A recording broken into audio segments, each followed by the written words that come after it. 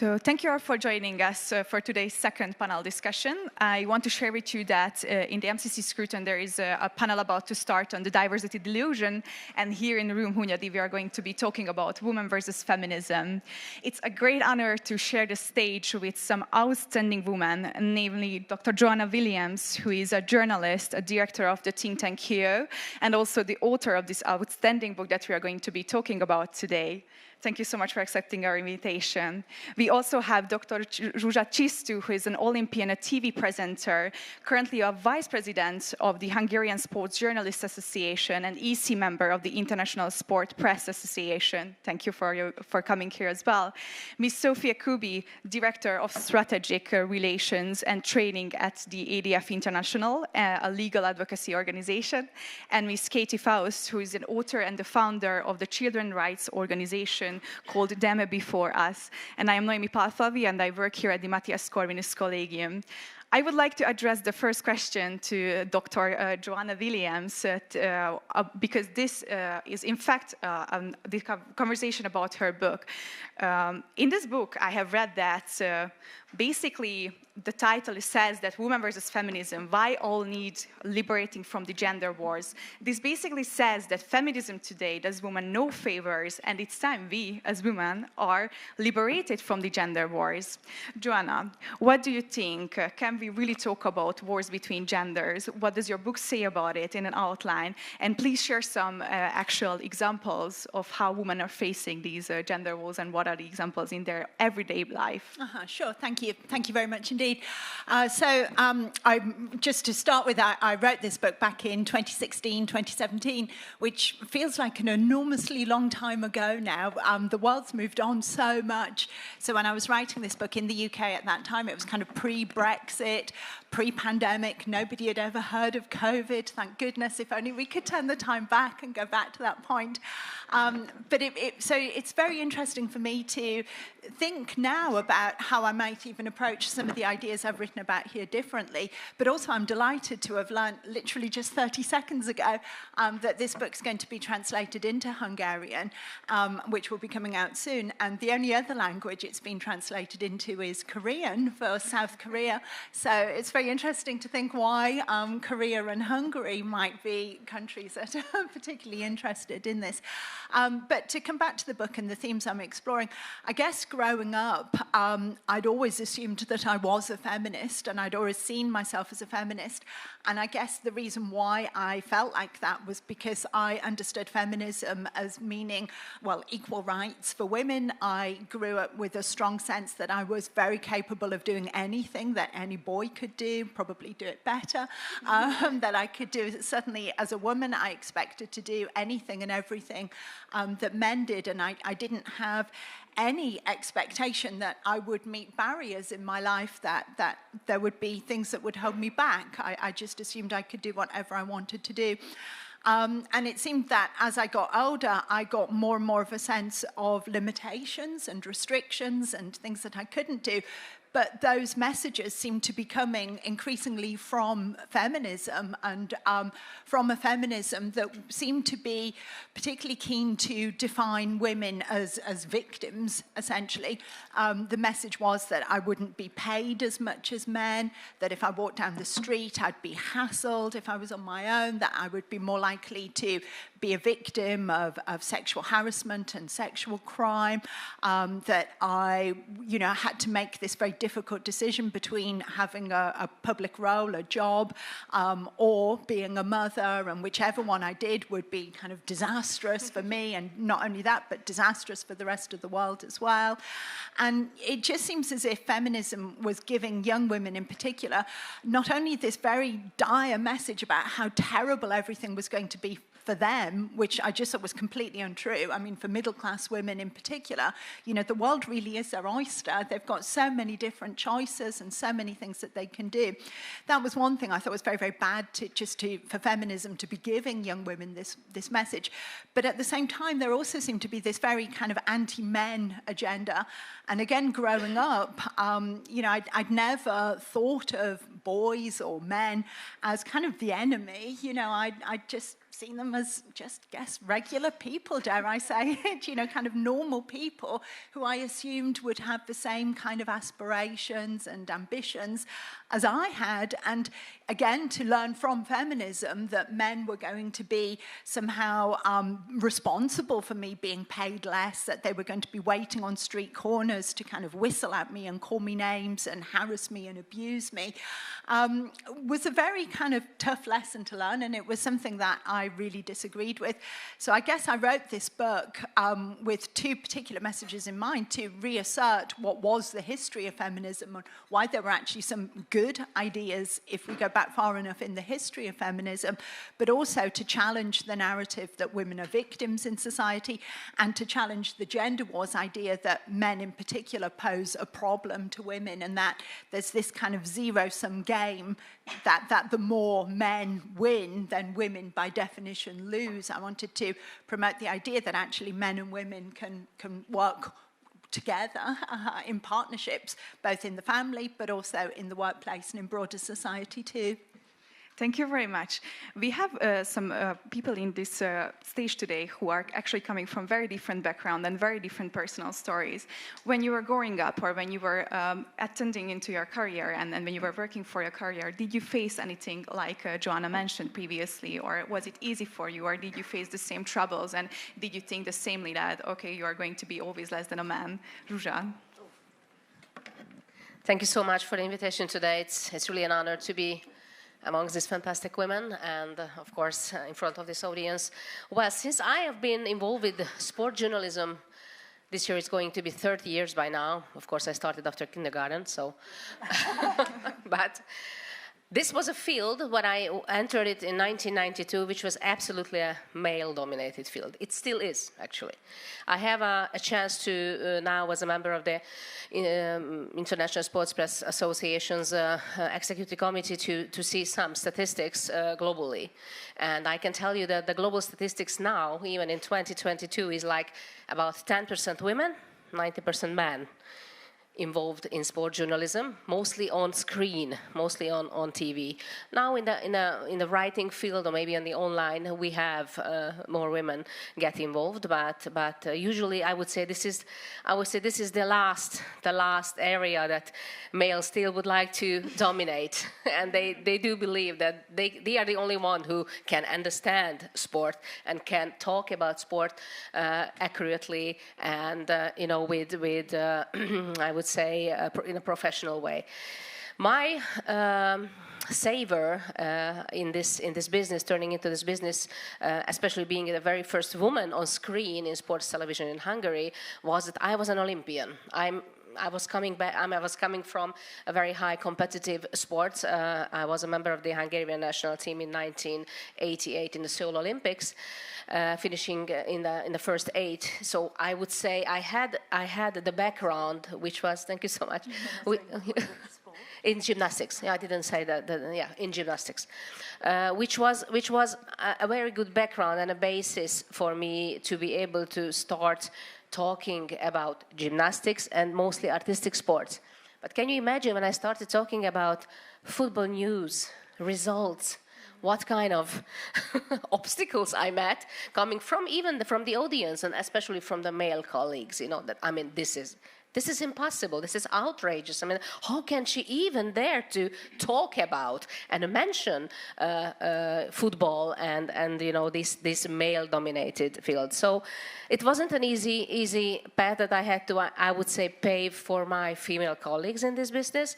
But I'm very happy that I didn't give up, because I do believe that there is a space for us, and it doesn't have to be taken from men, which is, I think, a very important thing. I don't want to compete with my male colleagues. I want to be the best of mine, what I can be in this business, because I do believe I have a different voice. I have a different voice, which is just as interesting, just as important. I have a different view since I'm coming from competitive sports. I would say I have the empathy for athletes. I know what it takes to get there. I know how it feels to come back from an injury, how it feels when you fail, when you closed out, when you're disqualified, how it fails. We have all these obstacles, of course, and I think my reference coming from competitive sports was a very good base, but it wouldn't have been enough unless I really wanted to be doing my job on a very, very high level. And I do believe today is sort of to be accepted in this field. It doesn't mean that you have to look like a man, you have to talk like a man, you be like a man in this field. You have to be your own, but you have to be professional, and you have to be definitely accurate in what you're doing. I think we can all agree on that. Sophie, did you face any of the gender wars when you were growing up? Well, I have to say I have never in my life felt that I would not have the same sort of open doors or opportunities as men. I'm born in 81. I did not experience that. I think the sort of classical feminist struggle of those who are now 60, 70 actually, 68 in the 70s, that has been over when I was born. I mean, it wasn't maybe over when I was born, but it was over when I was sort of, coming to age. I have never felt I was in any way, held back or discriminated against, or because I'm a woman, I was always I had the same opportunities, but was based, and I think that's a big change to today. For me, it was always based on merit, not on privilege, because I'm a woman. And so, all the discussions that we probably get to, women quota, and et cetera, that's not how I grew up. But I also didn't grow up with any kind of sense of, this is close to me because I'm a woman. Never in my life have I experienced it. But I think, my job is so I work for ADF International, but my particular job within the organization is we train young people around the world who are brilliant and who you are hungry in life to get into positions of public impact. Many are women. And so I see kind of what are young women struggling with, how do their careers develop, etc., around the world. I see it in Asia, I see it in Latin America, in Europe. I myself tick basically all the boxes that I could sit here as a feminist. I'm not married, I don't have kids, I work full time, I travel all the time, I love my life, but it's because my life is like this. I mean, it's not all by choice, but I enjoy also, what I have in my life. I think it's a great blessing, and yet, I don't identify myself as someone who has to fight always for my female privileges. And I think when we look at the question of feminism today, or even just women versus feminism, we have to put it in the wider context. And this is where sort of there's a link to what I do professionally as an organization who we defend fundamental freedoms, we defend a solid view on human rights today. And behind, you can't define human rights if you don't define human. And so everything we heard yesterday and even today, I think we have to see feminism in that context of what is going on in our culture today. And so you see that this whole question of women in society, or even female identity and so on, is very much seen under the lens of a power struggle between men and women, and everything, like everything else, like race, like gender, basically everything else is seen just through the lens of power struggle, and basically through the lens of critical theory. They are oppressed and they are oppressors. And of course, we as women are the oppressed. And so of course we have every right to, we are entitled to so many things, to privileges, to fighting the privileges of men and so on. And I disagree with that approach. But I do think that we can't look at the question of feminism, or even, the relationship between men and women today, without understanding that wider cultural context. We will not find any good way forward if we look at it as an isolated question, as a purely female question. What do we have to do? No, we have to understand what's the cultural context. You have to understand critical theory, and you won't understand anything that goes on in our culture today if you don't get that lens. everything we heard about universities, what goes on in academia, what goes on in politics, it is that lens. And so that is the cultural moment that we are privileged to live in. It's not an easy one, but oh my, and there's so much to do. There's so much to do. And so I think we'll dive more into, the different aspects of this, but it's a fascinating topic, and I think it's one that has changed totally over the last 30, 40 years. And I will end with that one sort of last idea, which is you see this because the feminist movement is not a movement anymore. It's war. Like, they are fighting each other constantly, and they don't agree on what is actually feminism today. And the TERFs, the trans-exclusionary radical feminists, I don't know if you've heard the term, like J.K. Rowling, or they don't agree what feminism should even be, what they should even fight for. And so I think it's an interesting phenomenon, because we first have to ask, well, what is actually feminism? And to look at that in the wider cultural context. Before we jump into defining feminism, Katie, did you ever feel like a victim of these gender wars when you were growing up? Nope. Great answer. I don't know if you want more than that, but no. Thank you. Like, whatever good came from feminism came from what I'm looking forward to hearing Joanna's explanation about feminism, where it is today.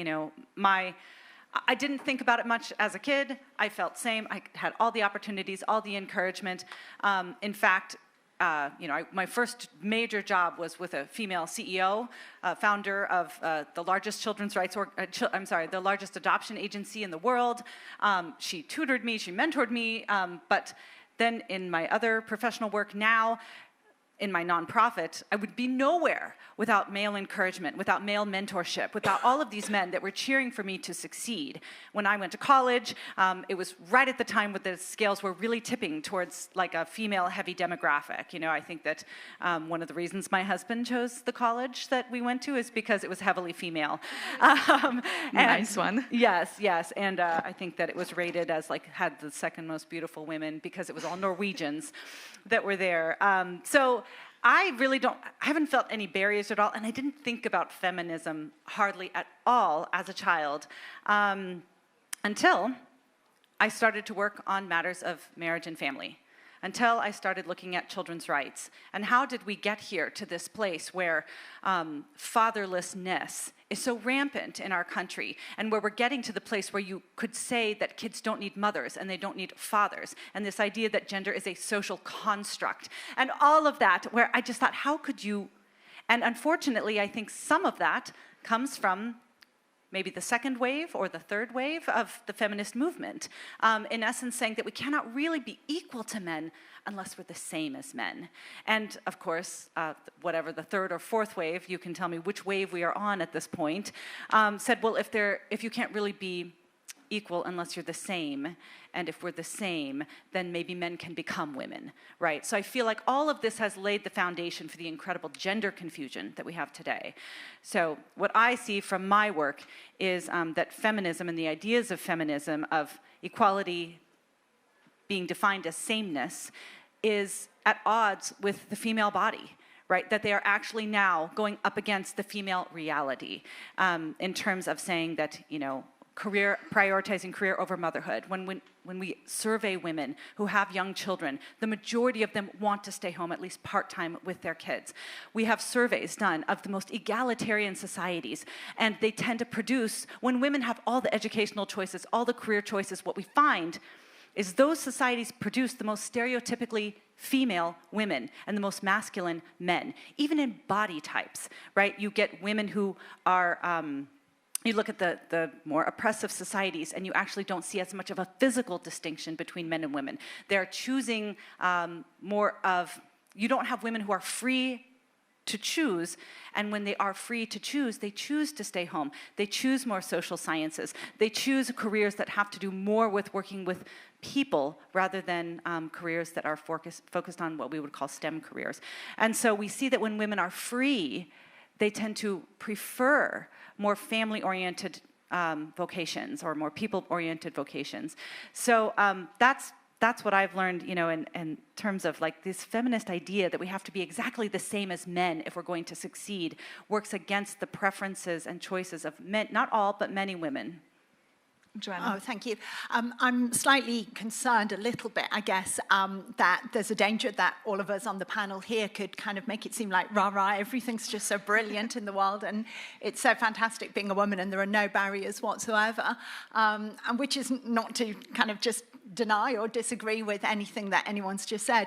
But I do think that there are still problems and there are still inequalities in the world. But I think perhaps as some of our experiences have perhaps indicated here, I think there are generational differences. I think certainly the way progress has happened so rapidly. In the UK, for example, now it's not just that we have a state of equality. If you look at something like higher education, for example, women outnumber men like massively. You have massively more young women going on to university at all levels and in all subject areas than women. And that was first the case in 1992, which kind of purely coincidentally was also the year that I went to university. But what that does mean is that women who went to university before 1992 were in a minority, and these generational differences do continue to play out.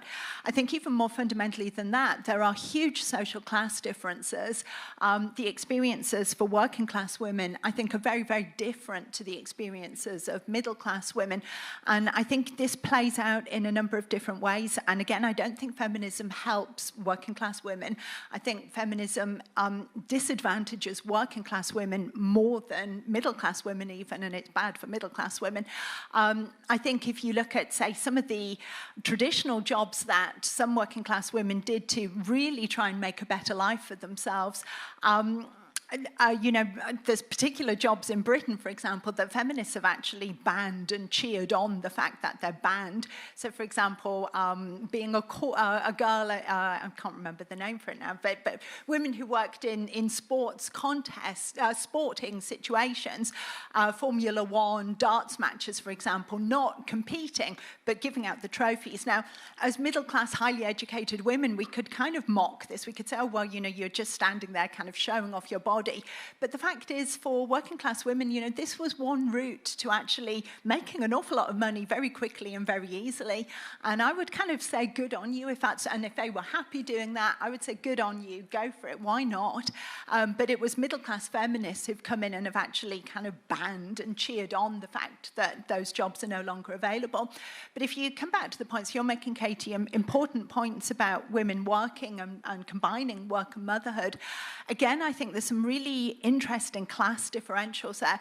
If your job involves sitting in front of a laptop, you're quite mobile and flexible in your work, it's an intellectual job, you know, and you have a nice, comfortable office to go to, the choice between then giving that up for full-time babies and nappies and feeding, you know, is probably quite a hard choice to make, and you're probably more likely, if you have children, to want to get back to the office. However, if you're working in a supermarket or you're cleaning for a living or you're working in a factory, it's a physical job that's not very emotionally rewarding, then probably you are going to look at spending some time at home with young children as a much better and nicer option. And I think in kind of poo-pooing that, feminism, you know, really does working class women no favours whatsoever. But just if I can, I'll be very, very quick.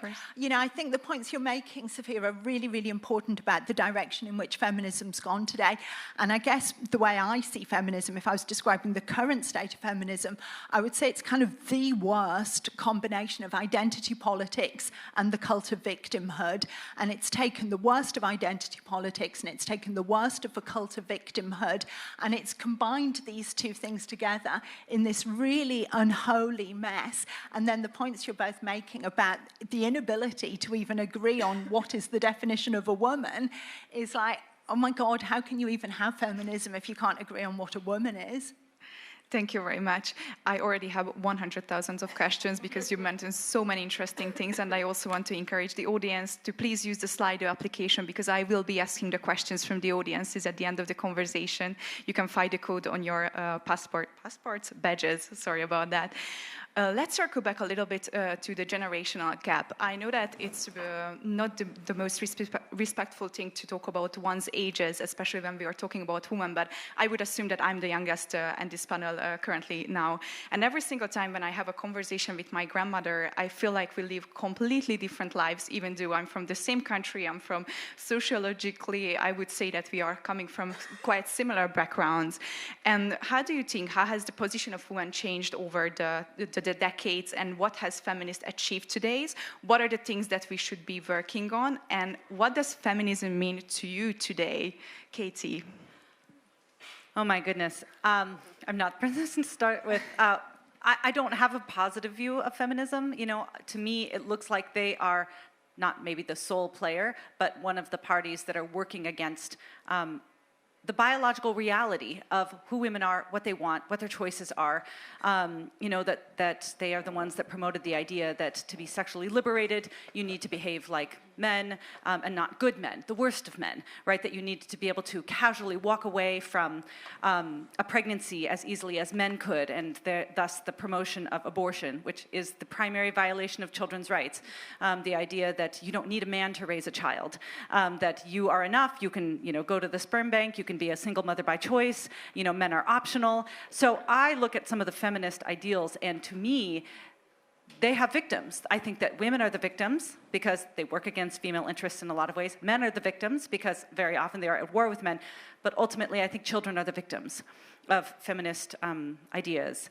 If I look to my grandmother, and I hope to be as industrious and capable as she was.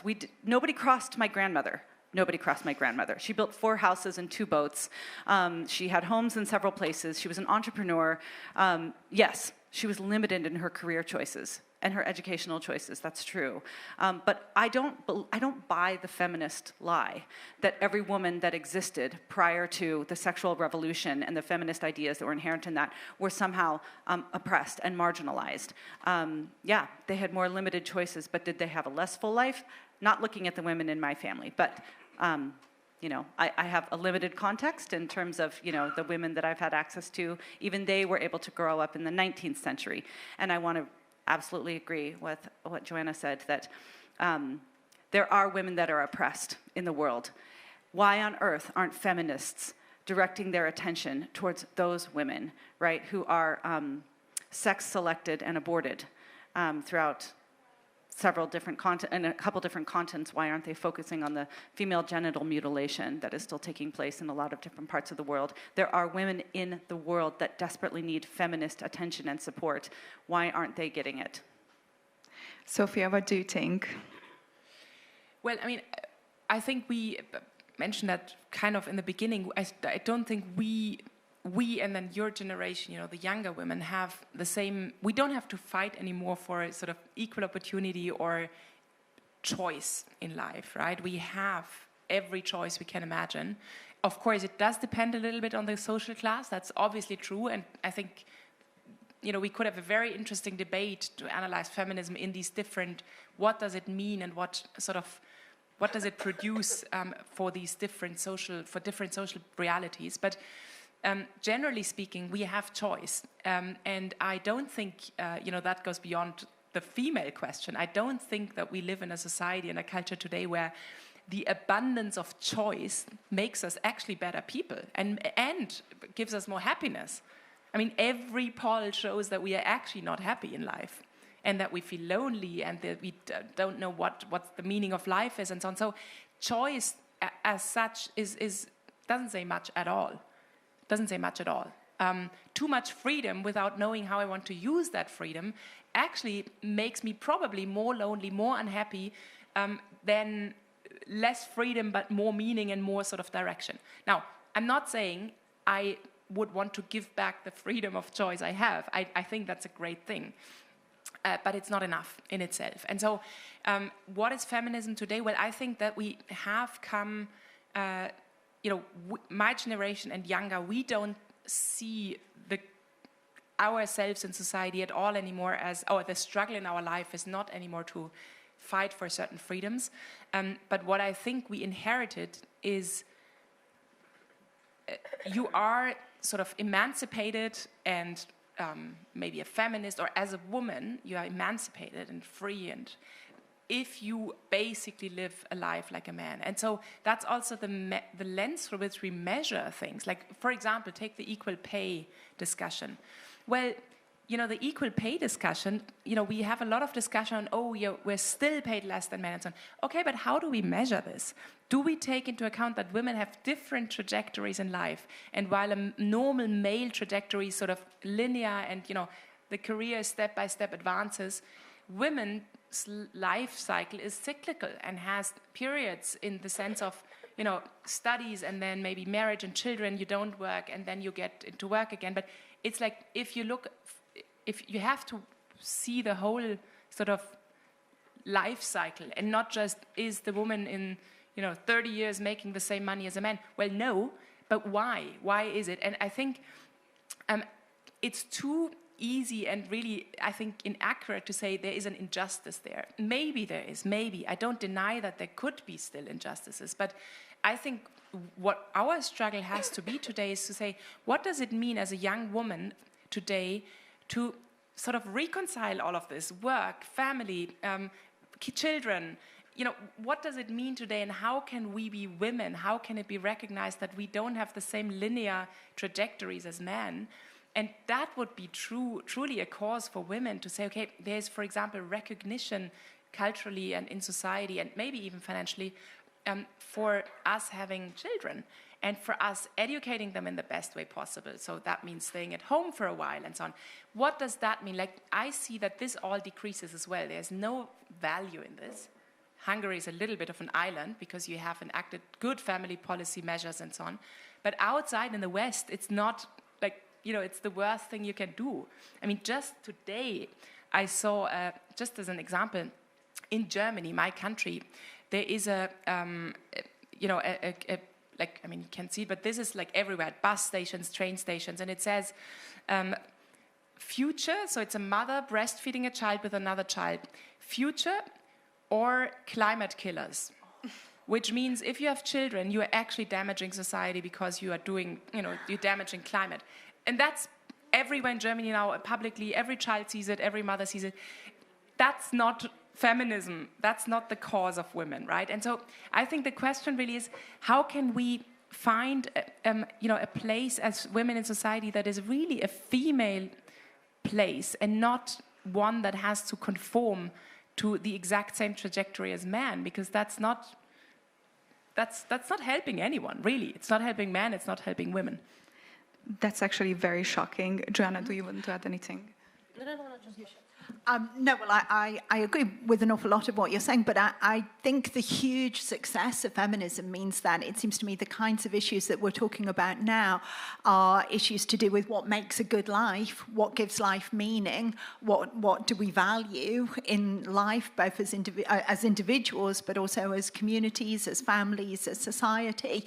And I think the very fact that we are able to have these discussions, that this is what we're talking about, is a sign of feminism's success, if you like, of an older generation of feminism's success. So we're not sitting here, I mean, you imagine if this was kind of 50, 60 years ago, we'd be sitting here thinking, you know, how can we help women even have these choices? How can we help women get a job, go to higher education? But the fact that these choices, the path has been cleared, if you like, and these choices are available to women means that we can really contemplate the issues we're contemplating, meaning, family, society, what do we value?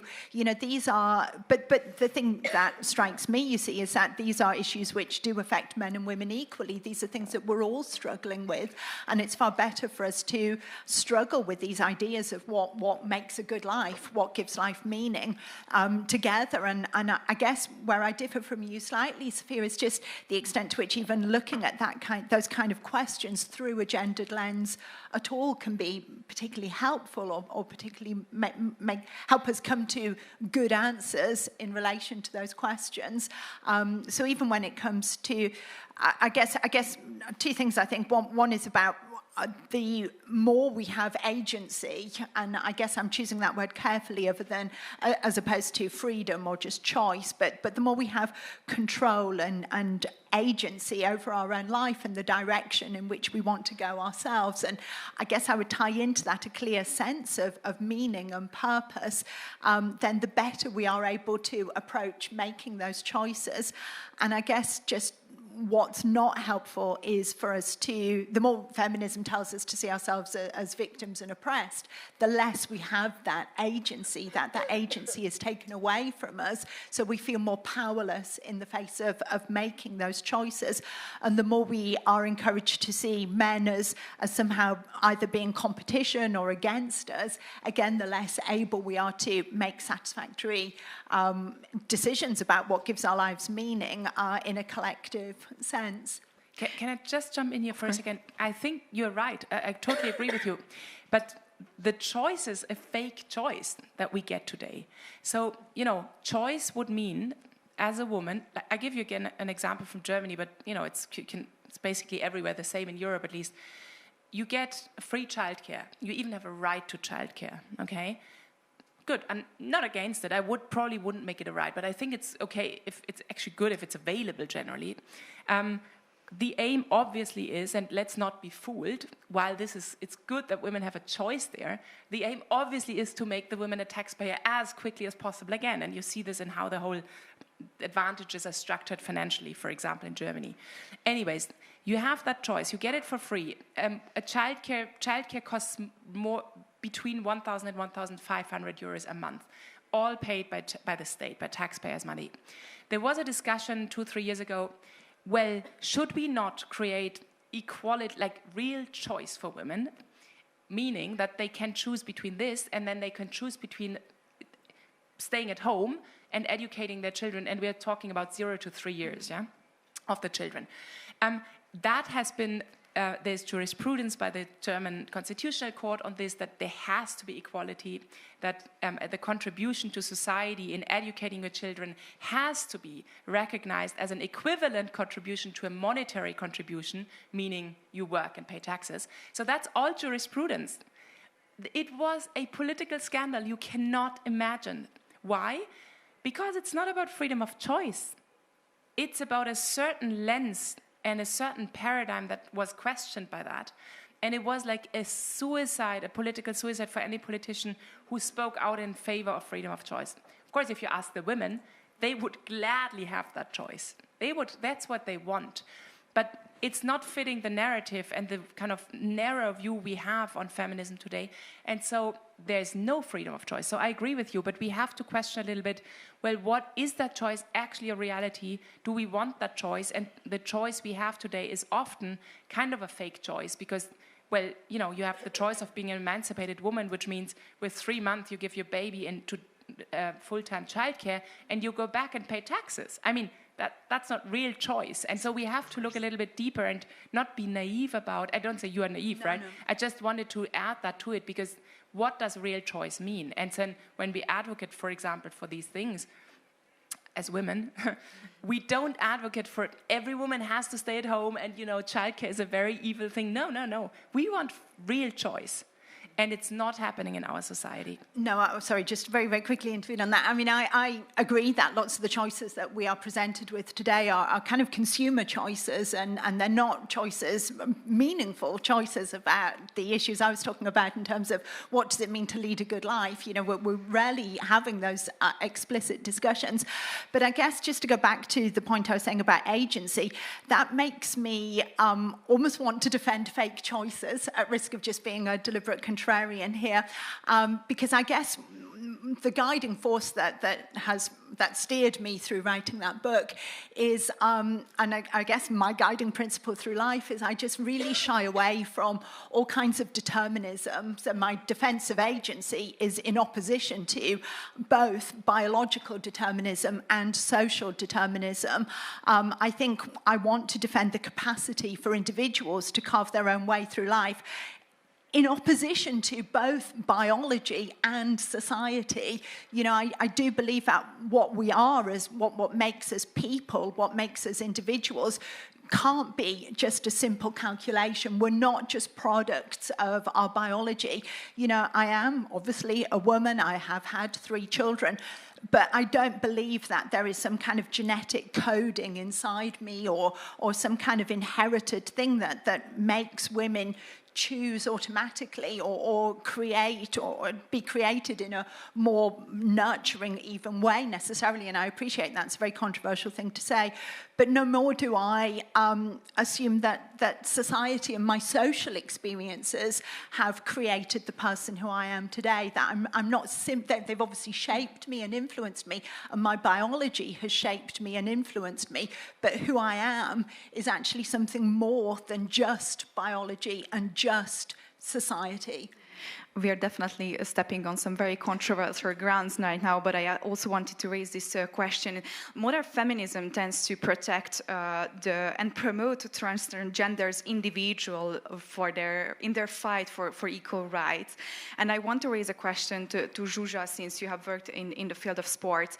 How do you see this phenomena that feminism is supposed to be protecting women, but at the same time we are allowing transgender individuals to be competing in a field which is biologically different to their origins? Oh, yes, it's definitely a field with landmines, if you're talking about this. That's true. Well, just referring back a little bit to the previous topic, the real choice in the 90s when I started my job was basically to decide whether I can walk on a field, in sport journalism where usually men are, and besides that, can I become a mother, and can I become, can I have a family? And I said, if that's my decision, and please let me allow me to make this decision, that I don't want to choose between career and being and motherhood. And I think this is definitely something that is still is a topic today that we have to talk about, that you are allowed to find, a dual way, a dual career. I don't like this because usually back then I was called a careerist, because I said I am someone who loves a field, and I'm really enthusiastic about sport. Just to clarify, what were you called a carrier for? A careerist. Oh. Just because I wanted to, I was called a careerist. Just because I wanted to get involved with the field where men are, and they thought that my presence there is just sort of I would say a statement itself that is a careerist woman. So today, fortunately, these are different days now, and of course, the field of sport is also has its own rules and rulings. However, we can see that there are these, let's call it new feminism movement, definitely stepped into this field and makes all those, I would say, privileges and results that we have been fighting for the acceptance of female sport on equal basis, sort of diminishing them. Why? Because when I had the chance, for example, this is this fantastic woman, Donna De Varona. If you don't know her, let me just say a couple of words. She's a mentor for me. She's a double Olympic gold medalist from the United States in swimming. She was the very first woman on screen on NBC back in the 1970s, which was really early, and she was the one who had. She was not just a sports advisor of the Reagan administration ever since. Basically, she is one of the most accepted sports advisor, but she had a huge role in basically establishing the Addendum 9, the Chapter 9, which allowed women the equal right to have university education on sports scholarship basis. Before that, there was absolutely no chance for that. For example, in 1992, when I had a chance to earn a scholarship in the United States as a young woman coming behind from the Iron Curtain as a gymnast, and to earn a scholarship as a young female athlete there, that was basically because of that. So what I'm saying, we had a lot of work to do on education, on the acceptance of women in general. You can see that the International Olympic Committee has a very strong intention in the number of female competitors and male competitors to have an equal number of gold medals being handed out. But in the same time, in the Tokyo Olympics, we had the first transgender athlete competing in weightlifting, which I think it just goes against those results that we have been fighting for so far, because you cannot say that the biological difference can be equal on the field of sport, on the field of play, because it cannot be. And of course, you can make all kinds of different measurements about the level of testosterone. You can ask the athletes to take testosterone suppressive, medications in order to hold back your biological advantages compared to a woman. But I don't think that the competition is going to be the same anymore. So what I believe at the moment, we have so much to do still for women, for example, in sports, in sport journalism. If I just talk about my field, of course, and the children's rights, and in many fields. So at the moment, I believe that we still have a lot to do. We still have a lot to accomplish, a lot to get to. So at the moment, what I see that these kind of movements really just take away the attention from the real problems. Sophia. Well, I mean, we are having legal cases about these exact issues in the United States because, they're always sort of 5 to 10 years ahead culturally. So we know, I mean, this will obviously come here as well. And so what we see is that there is sort of this self-destructive tendency within, I don't even know if you can call it feminism, but it's like the feminism that is not opposed to the whole transgender movement. And so, we see that it's almost like a betrayal, and it's seen like this by the more classical feminists who still fought for equal access, equal rights, and so on. And we see this at multiple levels. So we see this in sports, where biological males who are transgender women or transgender men, so have operation or take hormones and so on to become a man, compete in the female sections and obviously win. I mean, obviously, and in the context of the United States, I mean, there's a lot of opportunity linked to that because you can win scholarships, because it's a big thing. It's not at all the same in Europe, but, it doesn't really matter, but just to understand the cultural context, it literally cuts women off opportunities of education, Ivy League schools that they could never afford, etc., etc. And then it's at a security level, like some legal cases we have right now in the US, where we defend women who say, I'm out of the competition. I've worked for this for 15 years. And suddenly, because a man comes in and competes as a woman, I have no chance anymore. That's unjust. It's not justice anymore at all. And so the same is true at, maybe you've heard of the bathroom battles. Basically meaning, a biological man has access, because he identifies as a woman, although he has a penis and everything that a man has, as a woman, he can use the bathrooms even in schools and colleges, which leads to these most absurd situations that you have 10-year-old schoolgirls going to shower with a 50-year-old man without supervision. And, obviously the parents are freaking out and say, this is a very severe security problem. And because of the sort of ideological lens that we have, generally, this is more important than the security of young girls not to be raped. So you see this sort of self-destructive tendencies and that leads to a lot of contradiction within the feminist movement, which I think is a very good thing, because it leads us to much deeper questions of who do we want to be, how do we want to live, what is actually healthy in society, and what is actually like basic questions of justice, of equal access, because you destroy the equal access of women in sports, for example, through that. And so, there's a lot of disagreement, a lot of contradiction, and I think we need to have a more thorough debate on this, and it's a good time to have it. We are definitely stepping on the gender role questions, and since we are on a panel on the Budapest Summit on the values we teach our children, I want to bring in the education and the values we want to portray to our kids and children. And Katie, I'm addressing this question to you. What do you think, what should be taught on gender roles and on feminism to the younger generation? And specifically, what are you teaching your kids currently? Well, I think that all of the different issues, all the major culture wars that we're talking about, everything that we're talking about, you know, from transgenderism to what is the definition of marriage to sex and when do you have sex and with who do you have sex, and even things like abortion and euthanasia, all of them have something in common, and they're all fundamentally asking the question, what does it mean to be human? What does it mean to be human? When does human life begin? When does it end? How do we know when somebody is human? What does it mean to be male? What does it mean to be female, right? And so this is an actual incredible opportunity to draw some lines about human dignity, right? And human diversity, both in terms of race and how race is an incredible mark on our individuality, but not our primary defining characteristic. But also that we are created male and female, and that both of those are good. And they're different.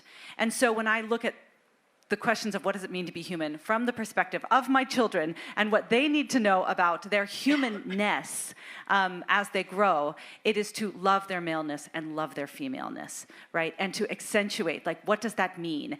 And I've got 2 daughters and I've got 2 sons. My 2 daughters are very different from one another. You know, my oldest is a little more artistic, a little more focused on hair and makeup, you know, but she's interested in going into law. My 16-year-old wears sweats, puts her hair up in a messy bun, and you don't want to meet her on the wrestling match. She will absolutely take you out, right? She's a beast when it comes to sports. They're both equally female, right? Our interests don't define our masculinity or femininity, right? So it's not about our interests, it's not about adhering to superficial stereotypes, but it is about loving and cherishing our bodies, right? That a true holistic view of what does it mean to be human always has to recognize and respect and cherish our biological differences. They don't determine everything about us, right? It's not to say that a female cannot go into a STEM field, but it is to say that we've actually done brain scans on children who are in utero, and there are brain differences between male and female fetuses, right? Even at the earliest stages. And like from birth, we are wired differently. Men tend to be more focused on objects. Even at around 4 months old, male babies look more at moving objects. Female babies look more at human faces, right? You can look at fundamentals like women release 1 egg a month. Men produce about 100 million sperm a day, right? And so like you can even look at our sexual and reproductive function and say, well, it makes sense then that men tend to be a little more sexually flexible on their boundaries, more adventurous, they initiate sex more often. We see that women tend to be a little more modest by nature, a little more protective of their bodies because they have a very precious commodity. And so we can look at all of the things of the realities of our bodies. It has nothing to do with conforming to superficial gender stereotypes. It has everything to do with your femaleness is going to inform some of the choices that you make, and that's okay. You don't have to reject your body. You shouldn't reject your body, right, to become who you want to be. And for a lot of women, that is going to be spending some time being a mother. And, you know, I tell women today, thanks to, I would say, first wave feminism, right, the feminism that said we're equal but different, you can have it all, but you can't have it all at once. Right, you probably need to make some choices, especially when you have young children, to prioritize them in their early years. I will address this question to Joanna, which is very much related to the topic that we are currently discussing. Thank you for the anonymous question that was submitted from the audience. What are the roles of women in the family, church, and then the society in general? What do you think about this Bible statement, men and women, he created them equal? Men and women were created equal. Oh, well, I would certainly agree with that. And in a way to answer that, but to kind of also pick up on no, I'm not speaking in direct contradiction or necessarily in relation to, but to the broader question, and I guess it relates here, about what we should be teaching children about gender and gender roles and what messages children pick up on that. So I've only been in Budapest since Monday, and already I've been really lucky to get to meet Viktor Orbán and to go to the Hungarian Parliament. And I hope people you'll kind of excuse me if I bastardize, sorry, that's a bad word, take off, steal a line that he used, which really, really stuck with me and impressed me a lot. One of the questions that he was asked in the session he held with us was on the issue of gay marriage and homosexuality and rights for homosexual people more broadly. And I'm terribly misquoting him here, so I hope he can't hear me. But he said something along the lines of, well, you're gay, that's absolutely great, I'm happy for you, but it's not a political statement. And I think that's the message I would really like to teach children, essentially, about gender. So you're a girl, you're a woman, you're a boy, you're a man, you're gay, you're straight, you're married, you're not married. These are all, I'm really happy for you who do all of these things or none of these things, but don't turn them into political statements. Have children or don't have children. I personally don't see that as a political statement. And I think putting these things into a kind of political context, I think that's when we end up with the horrible kind of things that you showed us about this advert, when we kind of start politicizing family life, when we start overcomplicating these decisions about whether to have children or not. I'm being very, very personal here, and so again, excuse me for being far too personal. So I had my first child when I was 24, and in the context of the UK at the time, that was seen as being kind of shocking, particularly for a middle class, I guess, young woman who'd been to university. It was seen as very, very young to have a child at the age of 24. I'm actually really, really glad I did, for all kinds of reasons as to how this has panned out over the rest of my life. But I think the main reason why I'm glad I had a baby when I was 24 is because I didn't really think about what I was doing too much. I think if I'd been 10 years older, I'd have probably felt the need to sit there and drop huge lists of, well, is this a good idea or a bad idea? Can we afford it? Should we have a bigger house? What about my career? Whereas at the age of 24, I'm embarrassed to admit, I just thought, I want a baby.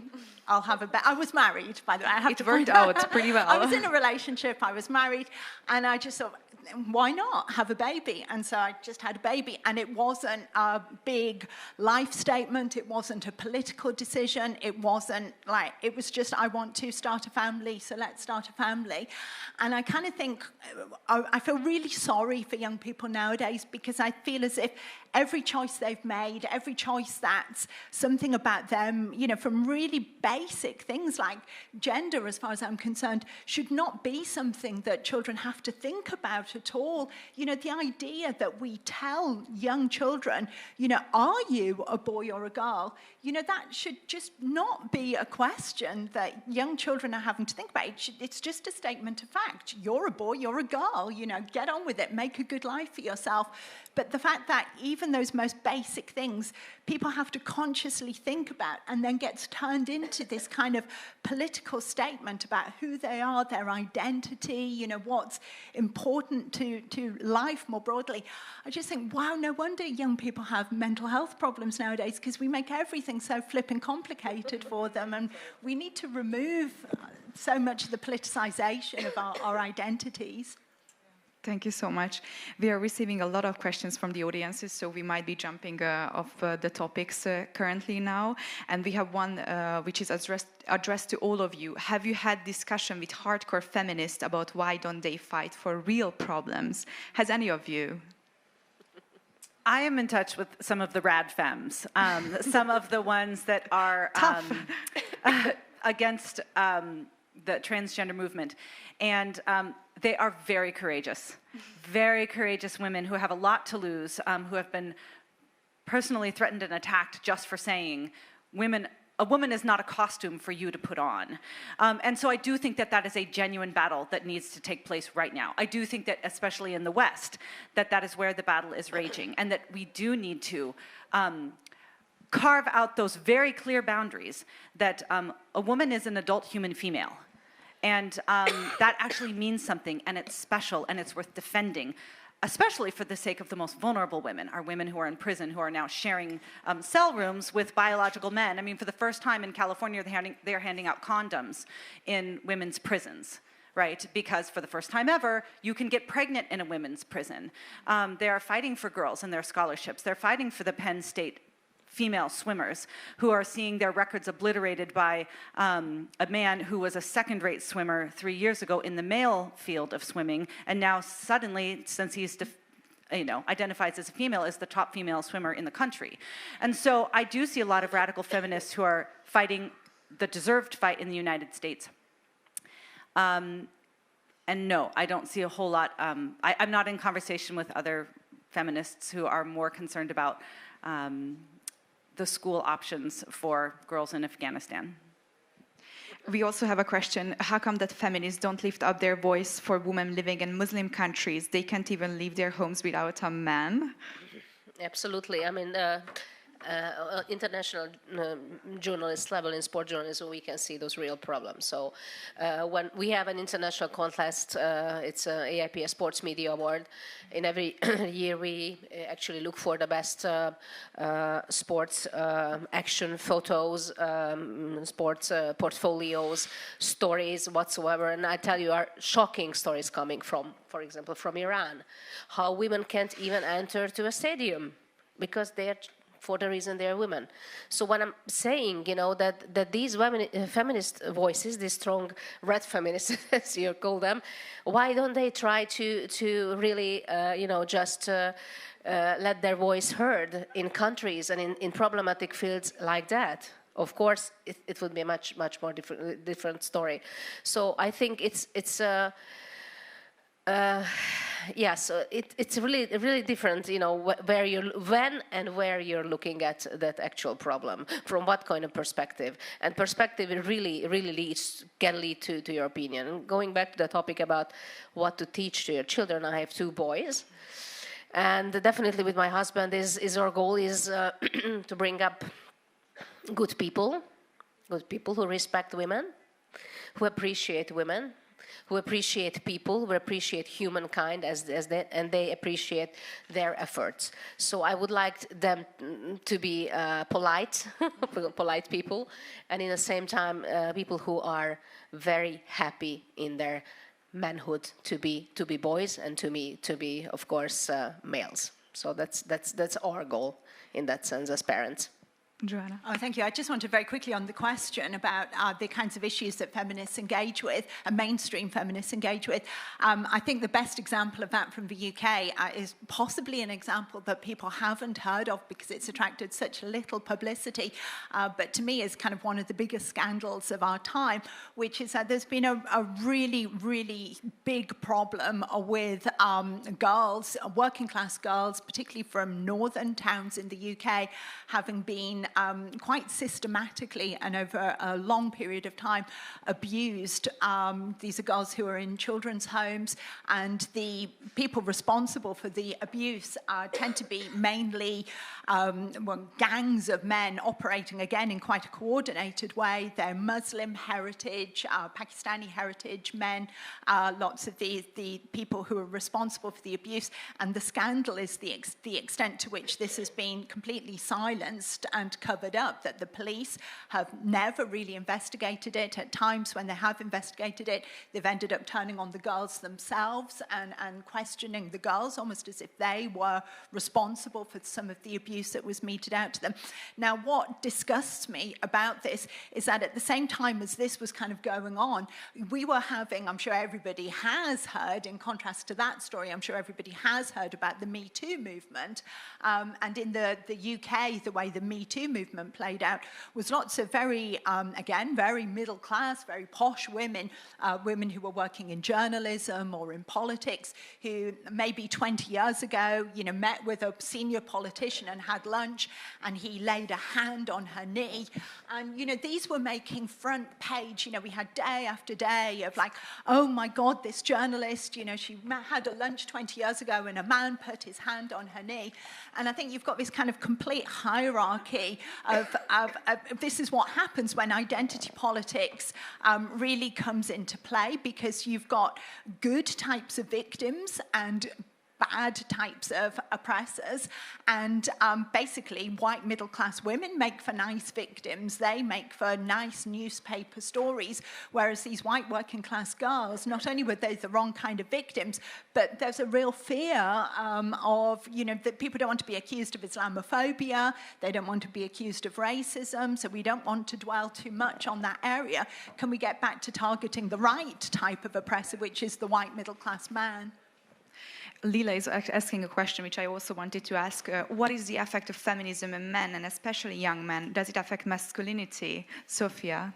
Yeah, I had this exact point in mind for quite a while now, because I see many young men here in this audience, and I think we have to admit that yes, women are victims of a certain trend, feminist trend. I think when we basically abolish the cause, we abolish women basically, with all the transgender stuff and so on. But the victims of today are clearly young men. And I think we have to recognize this and really say, well, this is not just collateral damage that is okay. And you see this at all levels. You see that, school, you spoke about the fatherlessness that we have, young men are suffering disproportionately more.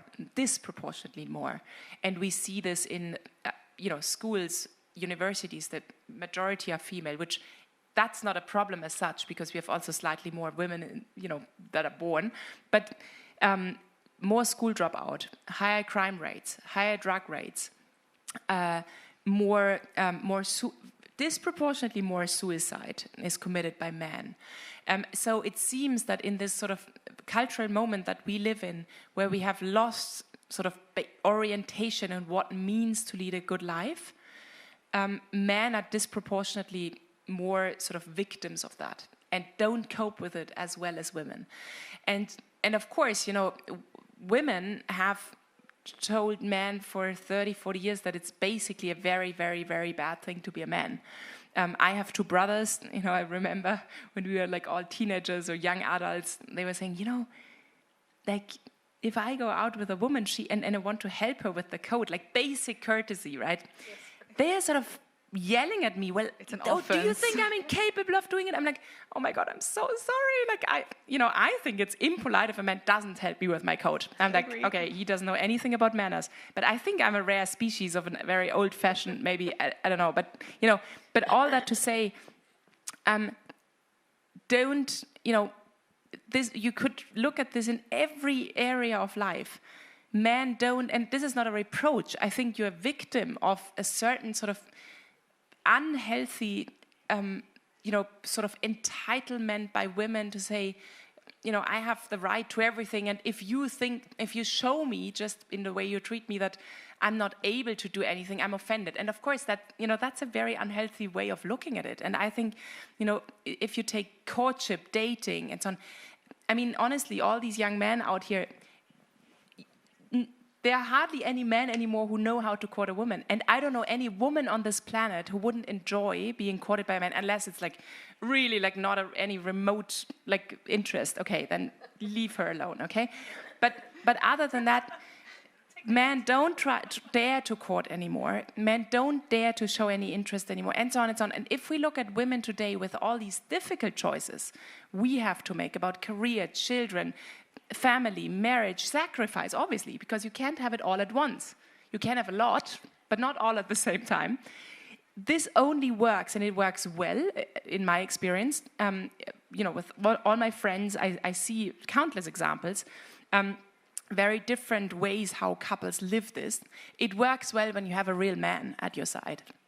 It works well when you have a good marriage, and a good marriage needs a real man and a real woman. That makes a good relationship. And so, they're victims of this, and the victims are not only female athletes who are now beaten by men who identify as women, but the victims are all over in society. And just statistically, in terms of numbers and areas and indicators of this sort of of damage, men are losing clearly. And I don't think this is a good thing. I think we have to address this as well. And this is controversial, of course, to say today, but it's a reality. And I don't think anyone, including any women, will benefit from it. And so, these are the kind of discussions we have to have, and these are even at a political level. I agree we shouldn't politicize everything, but we need to have policy discussions on this, but also a wider cultural discussion. We need to have these discussions in our churches, in our schools, and so on. But, that's a real issue. May I add something to that? Yes, because I think, and also joining to what Katie said about children's rights and defending their rights, there is also, if we are talking about, for example, victims again, and that's why I think this is a problem that this, let's call new feminism, takes away the real attention from the real problems. As you probably heard about this outrageously terrible story a couple of years ago in the United States, gymnastics national team was abused for decades by the team's doctor, Larry Nassar. Now he's in jail for forever, basically. But of course, the story pointed out how big the problem is when there are minors in a sport, and mostly in gymnastics, for example. There are, I would say the most influential era in your gymnastics career is under 18. Of course, you can still stay behind, but the major decision, the major work that you have to put into the sports is under this age. And of course, you are involved with your coaches, your doctors, whatsoever. And now it's like another movement, similar to Me Too, is basically all over in gymnastics from China. Not really from China, from Japan, to Western Europe, to the States, of course, to Australia. They're opening up their eyes, the gymnasts. They're saying that they don't want to bear this kind of bullying about body weight, about body shape. They don't want to be a part of this kind of mental, sometimes physical abuse as well. So what I'm saying is, of course, it is, from one side, this is definitely a problem if you're talking about children and the real problems that we have to turn our attention to make hotlines, to sort of find those foundations, how you can protect your children, but not prevent from sports, but create a healthy and a good environment for them. On the other hand, and this is basically refers to what you have been saying, is that, of course, from the coach's point of view, it's also very difficult. But in gymnastics, when you're actually, helping in a somersault or whatsoever, now there are different kinds of how you can touch, where you can touch gymnasts. If she's a female and you're a male coach, I mean, you can't even, put your attention more than 5 seconds on the gymnast because maybe you're watching your gymnast for some other reason. Come on, I mean, just this flow routine is 1 minute 30 seconds long. I mean, how can you do that? In every 5 seconds, I'm just take off my sight from my gymnast because I'm, overruling this. So what I'm saying is there is a lot to do, I think, and my problem is with these new movements, basically, that we are losing the real focus of the real problems sometimes. Of course. Just very, very quickly, in response to what we were just saying, the broader issue about kind of the situation of men nowadays, I'm very, very sympathetic and recognise absolutely a lot of what you're just saying, but I guess I'd be loath to lay the blame for that purely at feminism. I do think we have to situate it within a kind of particular social and cultural context as well, and certainly within the UK, again, sorry, I'm sounding a bit like a broken record here, but to bring back the issue of social class as well. Again, I think for working class men in particular, there is this real crisis of confidence, which doesn't just come from kind of what bad feminists has done, but from how do you find a role for yourself in life when all the jobs that working class men in particular would have done go back 20, 30 years. So the town I grew up in, which was Middlesbrough in the northeast of England, all the jobs that were done by people of my father's generation have just completely gone. There is no need for labourers in the economy of the northeast of England anymore. And that was the number one area in which people would work, the steel industry, industry, the coal mines, chemical works.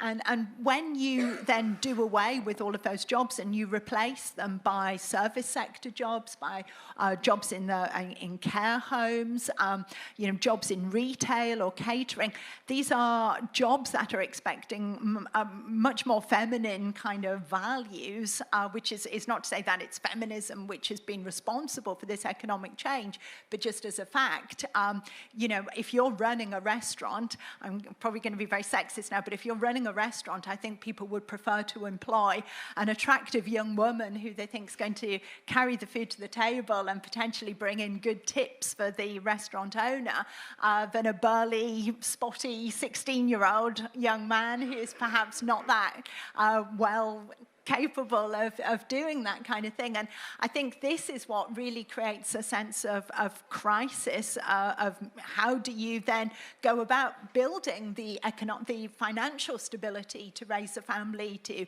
get a house, how do you then play a meaningful role in your community when all the outlets, economic outlets, employment outlets that you would have traditionally gone into have disappeared? We are jumping back to the original question about feminism, because we received one question from Marcel.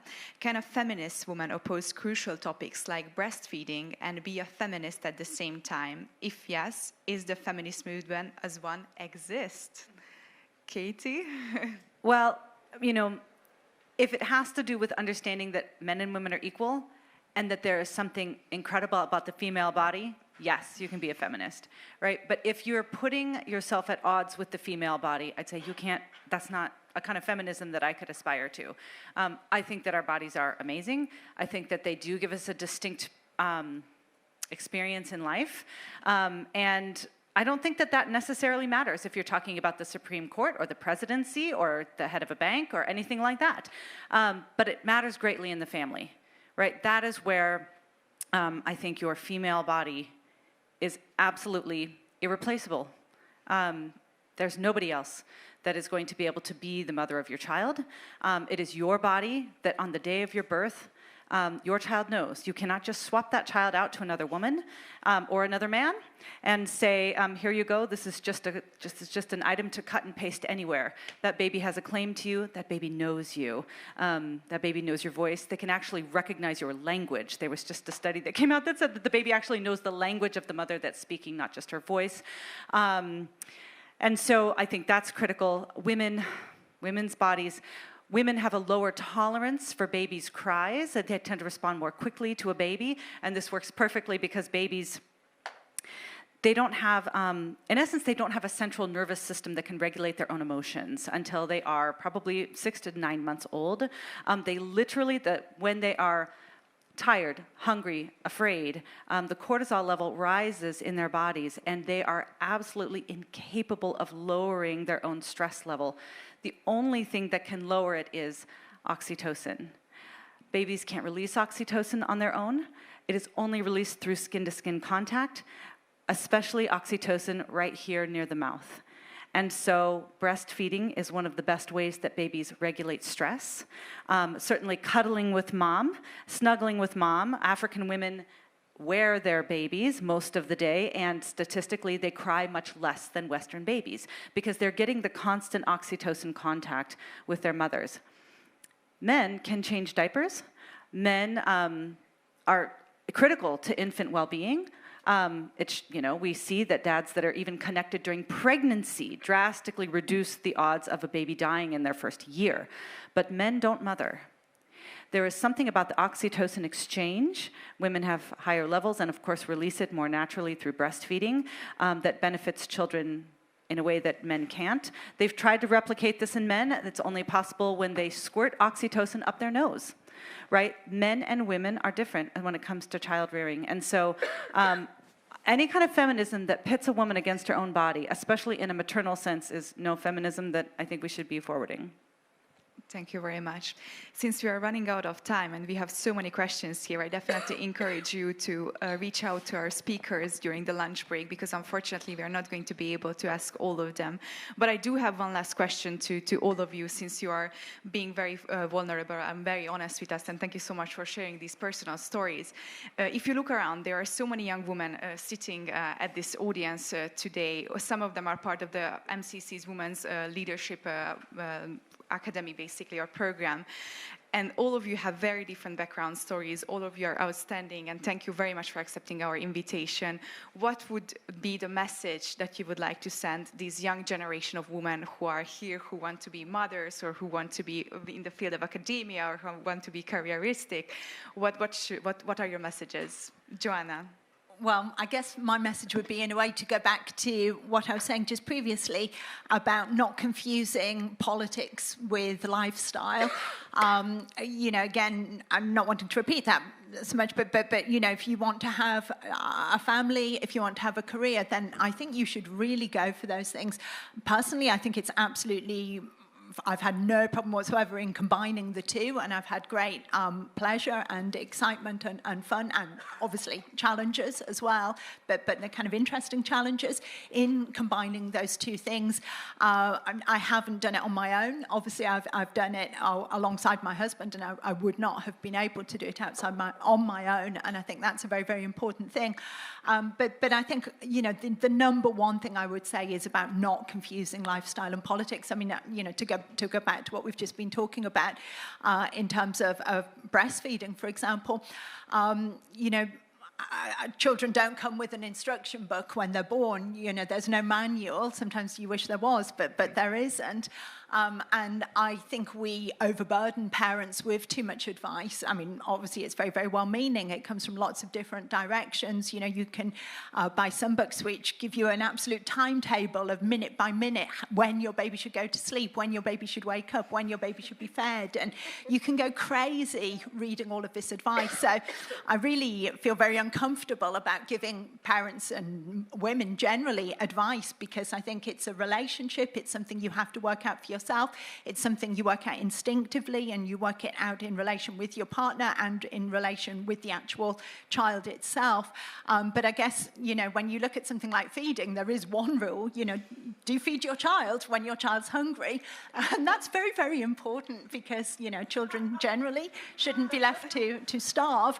But beyond that kind of baseline of feeding your baby when your baby is hungry, to me, you know, I wouldn't want to politicize that. That's the important thing. You know, the baby needs feeding, the baby gets fed. And as to whether that's breastfeeding or bottle feeding, and as to whether that should become part of your identity, you know, I'm a breastfeeding mother, I'm a bottle feeding mother, you know, that's just a nightmare situation. And that's where you get women kind of fighting against each other. And it just, again, it really politicizes, really overcomplicates things. If you're happy, if your baby's happy, your partner's happy, you know, who cares? The baby's being fed, that's what's important. And I would say the same generally about everything. You know, if you want to have a career, have a career. If you want to have children and stay at home with your children, have children and stay at home. You know, don't confuse these with being major political statements. I will definitely keep that in mind. Zsuzsa? Yes, I absolutely agree. And I think one of the most important things is to really love that originality that is in you, who you are. And as you say, we are all different. We have all different kinds of paths that we can follow. Listen to your instinct. As you said, it's the most important how you feel, how your partner feel, how your baby feel if you have a baby. And also it's your decision to have a baby, when have a baby. But this is definitely a journey that I would suggest as a mother. So what I'm saying is don't overcomplicate all these things. This is I think we can say in general as a conclusion. All of you have been saying that the overcomplication and over politicizing this problem is definitely a root of the problems as it is. So what I'm saying is be yourself. Everyone else is taken. Thank you. Drop the mic. Sophia. Yeah, so I would encourage women and men really equally to not to have a narrow view on what a modern woman should look like today. one experience that I find very, well, in a way, it's kind of shocking to discover that we all have it, whether we are aware or not. We have quite a narrow view on what an emancipated, modern, woman should look like. And we really, my experience with, well, really my own experience also, but also with all my friends who have, kids and have to sacrifice for that. I mean, you have to sacrifice in whatever, sacrifices at great possibilities in whatever situation you are, as a single, as a mother, as a married woman, with or without children. You can't avoid, it's not like that lifestyle is great and I will be totally happy. You have that in whatever situation you are. There's certain things you have to sacrifice, and there's certain opportunities and freedoms in it. But what I see all around me is that women don't dare to really listen to their intuitions anymore. So, how many conversations do I have with my good friends who think that their desire is to, okay, yes, I'll have a third, a fourth, whatever child, but then, I really want to go to work after a year. And okay, maybe that's your real desire, but is it your real desire? So I would just encourage you to go deeper and really find access to your true desire and what you really, really would like. And that may not be the same as what everyone in society and in the media tells you what a modern woman should be. But don't be afraid of that. And that's why this message really goes out to the man as well. Because I think, as a man, don't have a narrow view on what a woman ideally should look like. I mean, there are men who say, my wife or whatever should be at home and just care for the kids. That's a narrow view, I think, and not one that would work probably very well in marriage if you have a too narrow view on how it should be. But on the other hand, I have male friends who say, of course, my wife, I will do everything so she can go quickly back into the job. And they think with the best will in the world that they are helping their wives. And again, this could be a narrow view of what a modern marriage should look like. So I think, we have to really be emancipated in the good sense of saying, well, what are our intuitions, our deepest desires, individually and as a couple, on how to live this, because there's not this one model anymore today that everyone follows. And so that's a freedom that is great, but it's also freedom that kind of, the danger, I think, is that how you should think, how you should live your life kind of dominates your choices. And I don't think that this is really a good thing to do. So, and be aware, being aware that, we may confuse what we really want, and that changes also with the situations in life. I mean, it's not always the same with what society and media and everyone else tells us. So, that's, I think, a very healthy kind of emancipation. I wouldn't call it feminism, but I would encourage you to go beyond, certain, maybe even certain stereotypes of what a modern woman is today. I think that is much more individual and much more sort of really deeply, at a deep personal human level that you have to listen to yourself. Thank you, Sophia. Katie, the last Good. word is yours. Yeah, first I want to thank Joanna for offering what I think is a very critical correction of something that I said, and that is, I don't get into the mommy wars. I don't get into the, you need to vaccinate, you can't vaccinate, you should do private school, you should homeschool, you should breastfeed, you should bottle feed, right? I don't get into the mommy wars. The war that I fight is that every child should have a mommy, right? That's my war. And so I do think that, obviously, you're exactly right. We don't need to get into the nitty-gritty of managing every little thing that parents are doing. So that's the right context for my comments. In terms of what I would say for the women that are in the audience, is if you do want it all, if you want a family, and if you want a career, you need to pay attention to your body. And usually that means having a family first. It is very hard to get pregnant if you are in your late 30s or your 40s. Okay? Your body is wired for healthy baby making when you are younger. And a lot of the women that are struggling with fertility now are not struggling with natural fertility. They're struggling with the reality that your fertility declines past 35. In fact, in the United States, if you are pregnant past 35, they call that a geriatric pregnancy. That means like an elderly pregnancy. Those are high-risk pregnancies. And so many of the couples that are turning to reproductive technologies are doing so because they missed the window of their fertility. Men can be fathers almost up till the day they die. We have, accounts of men becoming fathers in their 80s. It's very difficult for women to become mothers past their 40s. There's more challenges to that and more risks to the child. So if you want to do both, maybe you're not married, maybe you're still looking for the right man, but if you want to do both and you are able to make a choice, prioritize motherhood first. Because career is going to be an option throughout the rest of your life. As you can see on this panel, you've got very successful women who are probably who are older than our hostess, I'll put it that way. We've been able to carve out careers for ourselves, but motherhood should happen first, if you can. Thank you very much, Katie, and thank you all for joining us for today's discussion. Congratulations on your book, and as soon as it gets out, I encourage you to buy the Hungarian translation of it. The next is a break for everyone, so please join us for basically lunch, and then afterwards, discussion is going to continue at 1 p.m. Thank you all for coming, and thank you for this inspiring discussion.